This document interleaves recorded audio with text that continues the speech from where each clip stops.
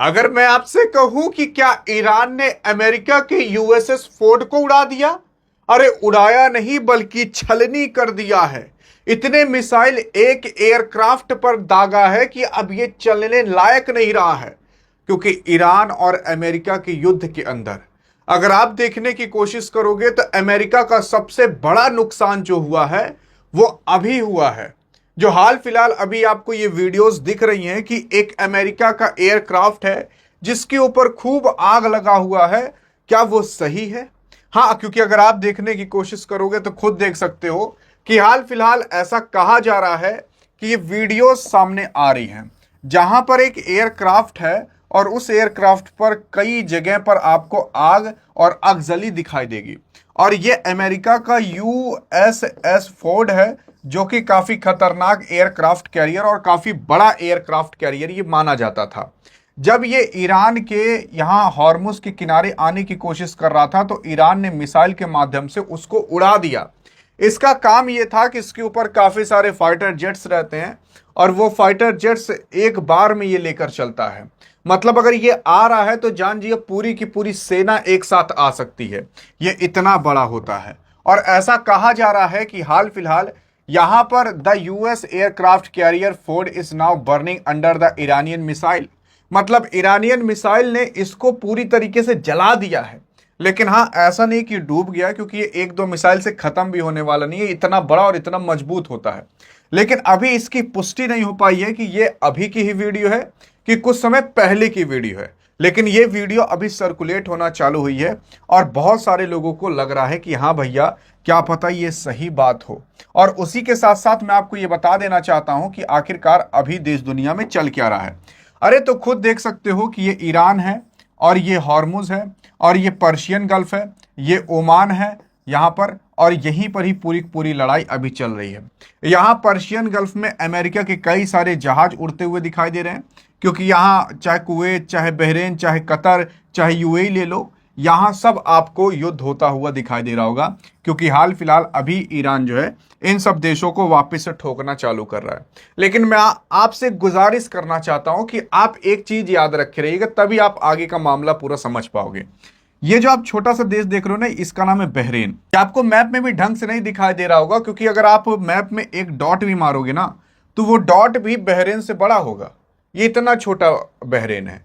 ये बहरीन यहाँ कतर के हल्का सा ऊपर यहीं पर स्थित है और यहाँ पर भी अभी युद्ध की आशंकाएं काफी तेज हो गई हैं, क्योंकि यही बहरीन में अमेरिका ने अपनी 5th फ्लीट रखी है। और ये बहरीन कह रहा था कि इतने बड़े ईरान को खत्म कर देंगे। मतलब अब चींटी कह रही है कि हाथी को खत्म कर देंगे, वही बात हो गई। हाँ, अब ये मत कहिए कि सूड़ में घुस करके खत्म कर देगी, यहाँ सूड़ है नहीं ईरान के। तो ये क्या है ना कि बहरीन को भी काफी ज्यादा खतरा दिखाई दे रहा है, तो इसी वजह से वो भी बचने के लिए ऐसी धमकी दे रहा है।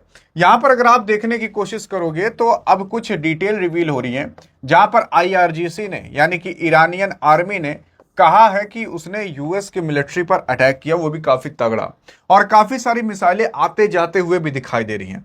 उसी के साथ साथ आप जो ये स्मोक देख रहे हो, ये स्मोक कहीं और का नहीं बल्कि बहरीन का है। जो बहरीन मैंने आपको अभी थोड़ी देर पहले बताया था, वहां पर ईरान ने अटैक किया है और मिसाइल से अटैक किया है उस कंट्री पर। मतलब अगर आप अच्छे से बहरीन के ऊपर अच्छी खासी मात्रा में मिसाइल मार दिए ना तो ये पूरा देश खत्म होने की कगार पर आ जाएगा। और बहरीन के अंदर अभी लोग वहां का जो आप कह सकते हो राजा है या कह सकते हो जो देश संभाल रहा है, उसके खिलाफ प्रोटेस्ट करना भी चालू कर दिए हैं। क्योंकि वहां के लोग कह रहे हैं कि हम इतने छोटे से हैं, हमारे कमाने धमाने का जरिया बस कुछ ही था। बहरीन के अंदर उतने ज्यादा लोग हैं भी नहीं, 1 करोड़ लोग भी नहीं है, और वहां पर आधे ज्यादा लोग बाहर से आकर बसे हुए हैं। तो वहां के लोग ना प्रोटेस्ट करना चालू कर दिया अपने सरकार के खिलाफ। क्यों? तुम इस युद्ध में कूद पड़े, इस वजह से। और उसी के ही साथ साथ अगर आप देखोगे, ईरान ने कुवैत में $5 मिलियन की अमेरिकी हिमार्स रॉकेट सिस्टम को पूरी तरीके से तबाह कर दिया है। असल में ये एक पैट्रियोट मिसाइल थी। ये पैट्रियोट मिसाइल आप कुछ इस तरीके से देख सकते हो, जैसे S-400 होता है, वैसे अमेरिका के पास है पैट्रियोट मिसाइल जो इस तरीके से निकलता है। इसको ही ईरान आकर तबाह कर देता है। मतलब इसके ऊपर मिसाइल उसाइल मारता है और पूरी तरीके से तबाह हो जाता है। और ये $5 मिलियन, आप $5 मिलियन समझ सकते हो कितने करोड़ों का होगा।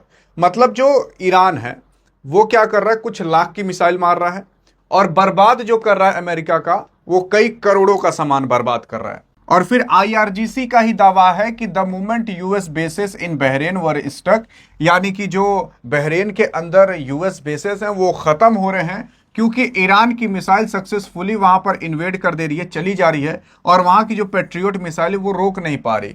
मतलब वहां का जो एयर डिफेंस सिस्टम है वो रोक ही नहीं पा रहा। यहां पर मिसाइल है और ये एक पीछे से मिसाइल आ रही है ताकि इसको आकर खत्म कर दे, ताकि ये मिसाइल जमीन पर आकर ना गिरे, लेकिन वहां की जो एयर डिफेंस सिस्टम है वो कुछ कर ही नहीं पा रही।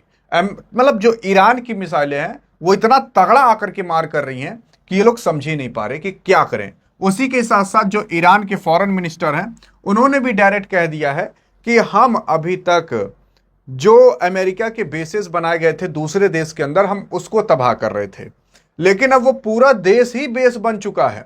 मतलब कि ये है भैया कि चाहे जहां पर आकर के अमेरिका की सेना रुक रही है, जनता के बीच रुक रही है, तो जनता के बीच तो हम मार नहीं कर सकते ना। तो ये लोग पूरे देश के अंदर अब फैल रहे हैं धीरे धीरे। अब किस देश के अंदर फैल रहे हैं यार, कुछ समझ नहीं आया। तो मैं आपको बता देना चाहता हूं, जैसे आप मैप देख रहे हो, तो ऐसे छोटे छोटे यहाँ कुवैत के अंदर, बहरीन के अंदर, कतर, सऊदी अरब के अंदर, कतर के अंदर, यूएई के अंदर, इस तरीके से छोटे छोटे बेसिस बनाए गए थे अमेरिका के। उसी बेसिस पर ईरान अटैक कर रहा था इस तरीके से। और लेकिन अब क्या है कि ईरानियन फॉरेन मिनिस्टर का कहना है कि अब अमेरिका जो है पूरे देश को ही बेस बना ले रहा है, चाहे जहां पर है। तो हम चाहे जहां तो अटैक कर नहीं सकते, क्योंकि ईरान की दुश्मनी इन देशों से नहीं है। इन देश के अंदर जो अमेरिका के बेसेस बनाए गए हैं उनसे उसकी दुश्मनी है, क्योंकि डायरेक्ट उसकी ईरान की अमेरिका से दुश्मनी है। इस वजह से ईरान जो है वो अमेरिका के बेसिस पर अटैक कर रहा है, लेकिन अमेरिका की सेना पूरे देश में अब फैल रही है। इसी वजह से वो कहां कहां पर अटैक करे, इसी वजह से कुछ नए मतलब नॉर्मल लोग भी मारे जा रहे हैं। और यहां पर अगर आप देखोगे, केवल अमेरिका का ही नहीं बल्कि ईरान के अंदर भी ईरान का काफी ज्यादा नुकसान हो रहा है। ईरान के खुजिस्तान प्रांत के अंदर जो स्थित ओमिदियो एयरपोर्ट है वहां पर भी अमेरिका ने हमला किया है। हमले में एयरपोर्ट का एक हैंगर को निशाना बनाया गया है। ओमिदियो कई वाणिज्य हवाई अड्डे नहीं है, बल्कि इसे ईरान का एक प्रमुख वायुसेना अड्डा में गिना जाता है। मतलब वायुसेना का अड्डा था, जिस वायुसेना के अड्डे को खत्म कर दिया गया। रिपोर्ट के अनुसार यह पता चल रहा है कि मुख्य रूप से यहां पर F-4 पेंटॉम नाम के लड़ाकू विमान भी तैनात थे, और ऐसा कहा जा रहा है कि कई सारे विमानों को क्षतिग्रस्तता पहुंची है, यानी कि कई सारे जो विमान हैं वो यहां पर खत्म हुए हैं। और कुछ इस तरीके से अटैक किया गया था। और ये अटैक कहां पर किया गया है? ईरान के अंदर जो ईरान का एयर बेस था उसे खत्म किया गया है, ताकि जो ईरान है वो अपने जहाज को ना उड़ा सके, क्योंकि जो फाइटर जेट्स होते हैं उनको उड़ाने के लिए आपको जो जहाज है वो नॉर्मल सड़क से नहीं उड़ा सकते, उसके लिए अलग से सड़क बनती है। अगर उसी सड़क को तबाह कर दिया जाएगा तो फाइटर जेट्स उड़ नहीं पाएंगे, और नहीं उड़ पाएंगे तो ईरान लड़ेगा कैसे? इसी वजह से ईरान जो है वह अमेरिका के एयर बेसेस तबाह कर रहा है, अमेरिका ईरान के एयर बेसेस तबाह कर रहा है। और ये युद्ध वापस से चालू हो चुका है। मैंने आपको 1 महीना पहले ही चिल्ला चिल्ला कर बताया था युद्ध खत्म नहीं हुआ, युद्ध वापस से चालू होगा, तब आपने विश्वास नहीं किया था। अब तो विश्वास कर लीजिए, ये युद्ध इतने जल्दी खत्म नहीं होने वाला है। अब इसी तरीके से चुटुर पुटुर लगा रहेगा। कभी हॉर्मुज़ खुलेगा, कभी बंद होगा, कभी खुलेगा, कभी बंद होगा। बाकी अब आपका क्या कहना है कि आखिरकार ये युद्ध कब तक खत्म होगा? और अगर आपने सही जवाब दे दिया तो आपके कमेंट को हार्ट भी दे दिया जाएगा और पिन भी कर दिया जाएगा। अधिक जानकारी चाहिए तो वीडियो में मिलते हैं, तब तक के लिए जय हिंद, जय भारत।